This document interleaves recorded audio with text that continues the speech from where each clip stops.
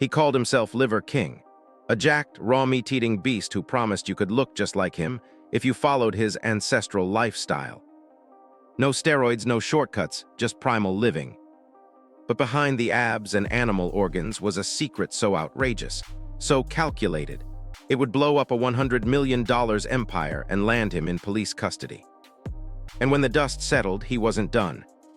He wanted revenge, and his target, Joe Rogan.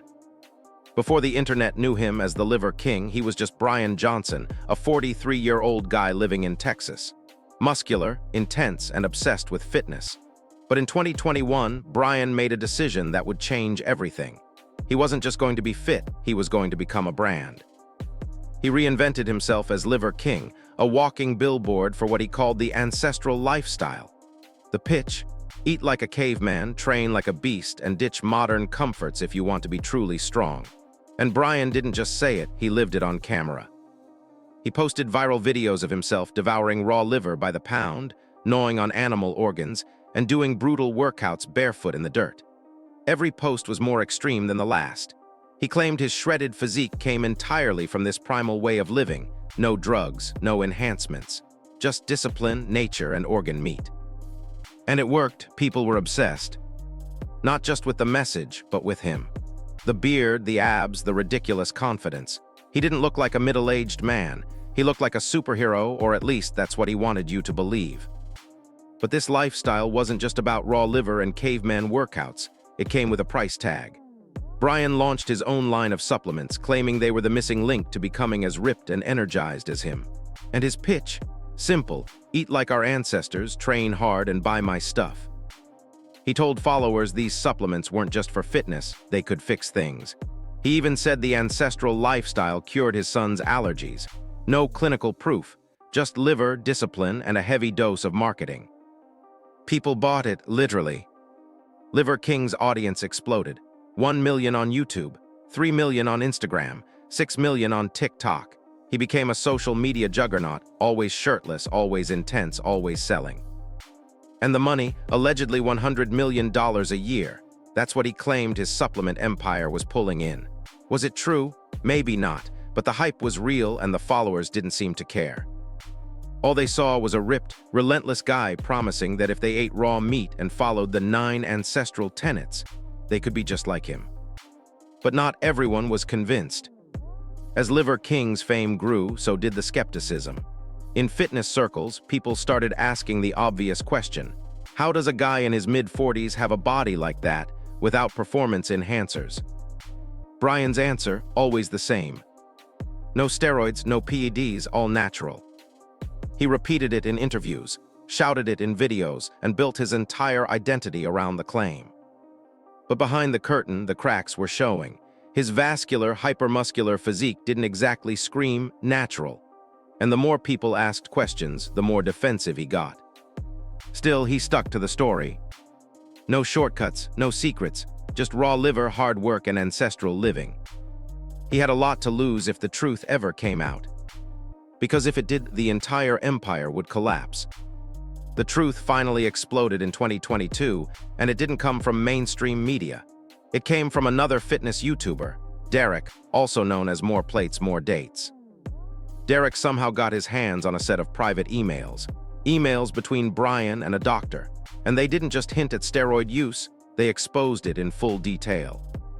Turns out Liver King wasn't just dabbling.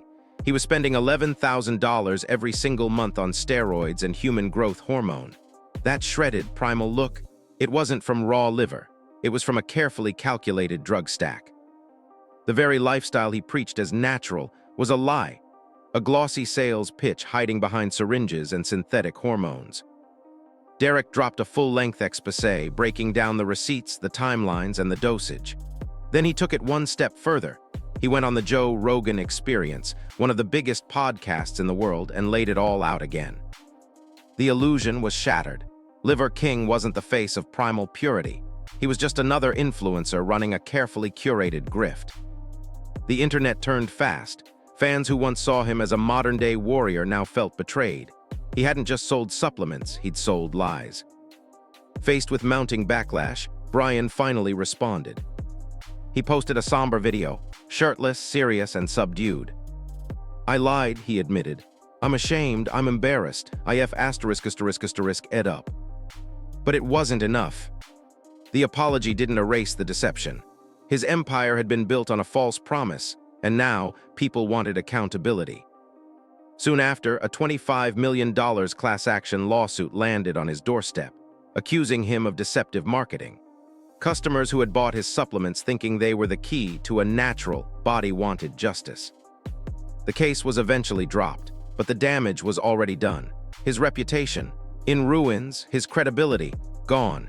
And just like that, the Liver King disappeared from the spotlight, a silent retreat from the empire he'd built on raw meat and half-truths.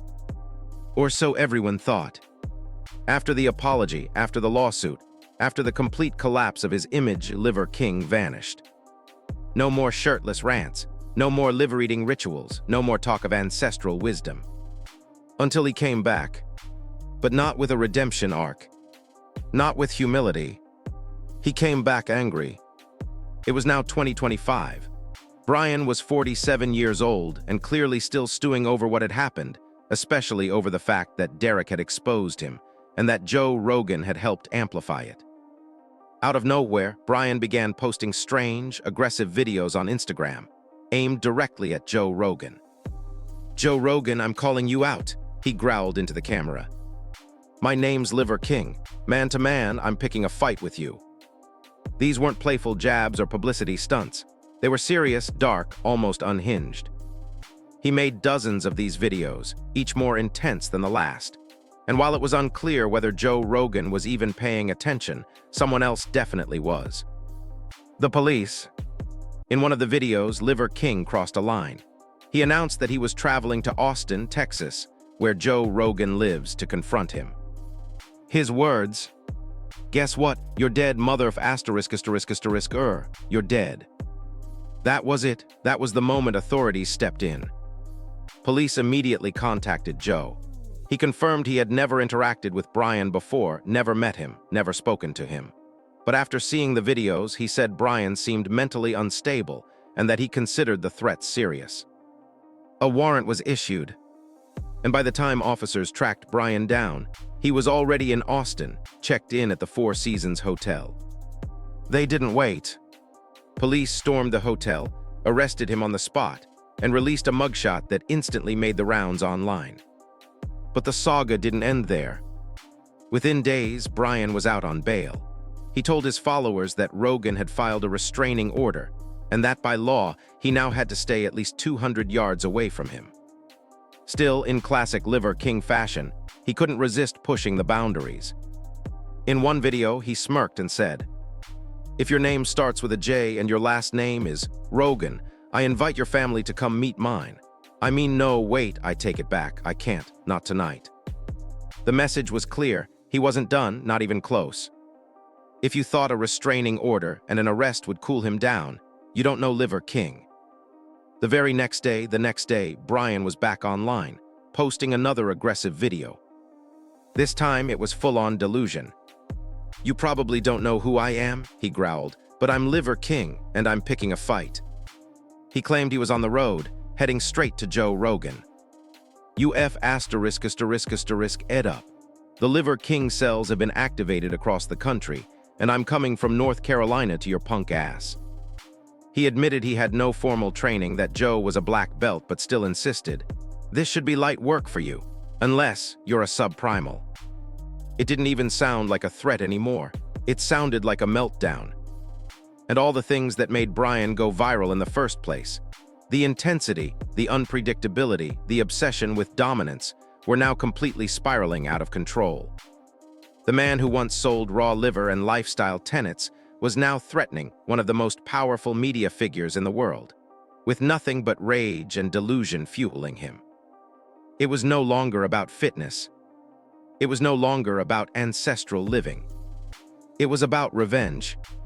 And the scary part, no one knew what he'd do next. Brian Johnson's rise as Liver King was fast, ridiculous, and fueled by raw meat and charisma. But it was built on a lie, a carefully constructed fantasy designed to sell products and gain influence.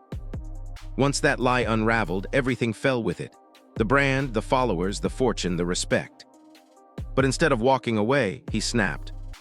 What started as a fitness grift turned into a full-blown cautionary tale about ego, obsession, and what happens when a man can't let go of the character he created.